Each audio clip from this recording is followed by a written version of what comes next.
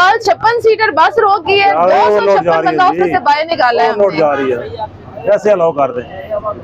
Seating capacity 56 है, बंदे ज्यादा बैठे हुए इसमें। ये जो एक्सीडेंट्स होते हैं ना आए रोज, ये ओवरलोडिंग की एक बहुत बड़ी वजह होती है। अब ये आपको तो लग रहा है इन्होंने आपके साथ एहसान कर दिए 300 रुपए कम देके, ये कितना बड़ा रिस्क है इस चीज का आपको अंदाजा है?